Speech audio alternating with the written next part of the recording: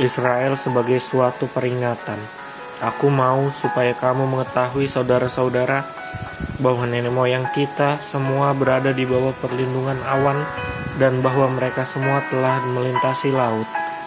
Untuk menjadi pengikut Musa, mereka semua telah dibaptis dalam awan dan dalam laut. Mereka semua makan makanan rohani yang sama, dan mereka semua minum minuman rohani yang sama, sebab mereka minum dari batu karang rohani yang mengikuti mereka, dan batu karang itu ialah Kristus.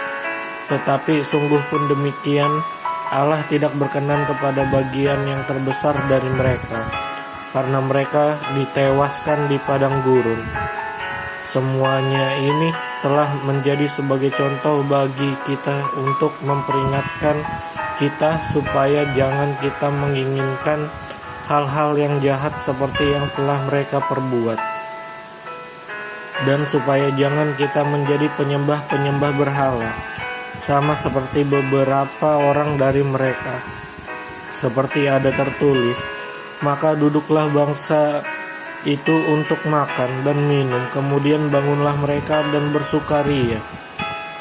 Janganlah kita melakukan percabulan seperti yang dilakukan oleh beberapa orang dari mereka, sehingga pada suatu hari telah tewas 23.000 orang. Dan janganlah kita mencobai Tuhan seperti yang dilakukan oleh beberapa orang dari mereka, sehingga mereka mati dipangut ular.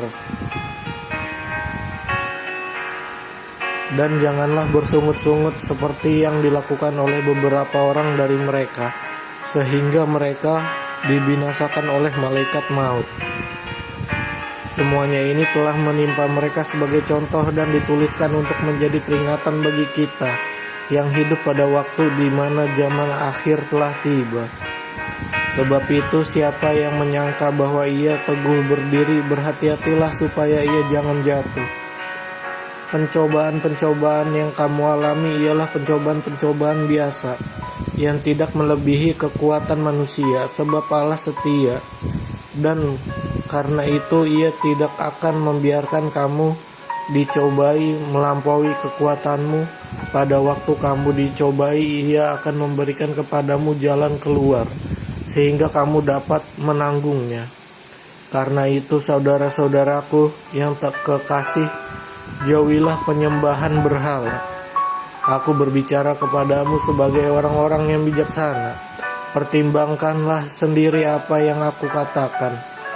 Bukan cawan pengucapan syukur yang atasnya kita ucapkan syukur adalah persekutuan dengan darah Kristus.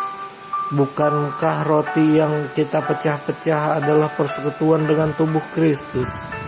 Karena roti adalah salah satu, maka kita sekalipun banyak adalah satu tubuh, karena kita semua mendapat bagian dari dalam roti yang satu itu.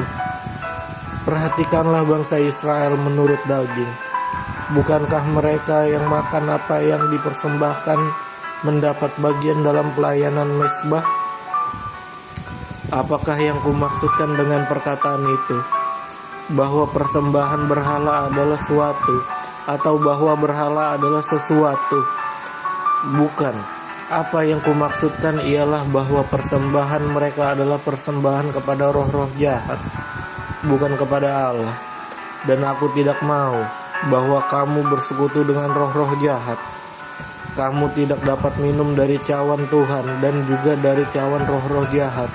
Kamu tidak dapat mendapat bagian dalam perjamuan Tuhan dan juga dalam perjamuan roh-roh jahat. Atau maukah kita membangkitkan cemburu Tuhan? Apakah kita lebih kuat daripada Dia? Segala sesuatu diperbolehkan, benar, tetapi bukan segala sesuatu berguna. Segala sesuatu diperbolehkan, benar, tapi bukan segala sesuatu membangun. Jangan seorang pun yang mencari keuntungan sendiri, tetapi hendaklah tiap-tiap orang mencari keuntungan orang lain.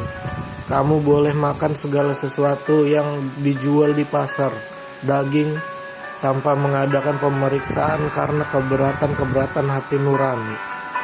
Karena bumi serta segala isinya adalah milik Tuhan. Kalau kamu diundang makan oleh seorang yang tidak percaya dan undangan itu kamu terima, makanlah apa saja yang dihidangkan kepadamu tanpa mengadakan pemeriksaan karena keberatan-keberatan hati nurani. Tetapi kalau seorang berkata kepadamu, itu persembahan berhala, janganlah engkau memakannya, oleh karena dia yang mengatakan hal itu kepadamu dan karena keberatan-keberatan hati nurani. Yang aku maksudkan dengan keberatan-keberatan bukanlah keberatan-keberatan hati nuranimu sendiri, tetapi keberatan-keberatan hati nurani orang lain itu. Mungkin ada orang yang berkata, mengapa kebebasanku harus ditentukan oleh keberatan-keberatan hati nurani orang lain? Kalau aku mengucap syukur atas apa yang aku turut memakannya, mengapa orang berkata jahat tentang aku karena makanan yang atasnya aku mengucap syukur?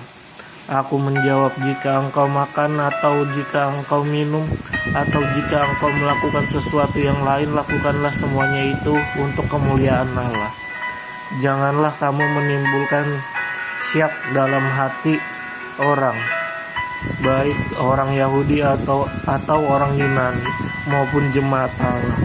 Sama seperti aku juga berusaha menyenangkan hati semua orang dalam segala hal, bukan untuk kepentingan diriku, tetapi untuk kepentingan orang banyak, supaya mereka beroleh selamat. Amin.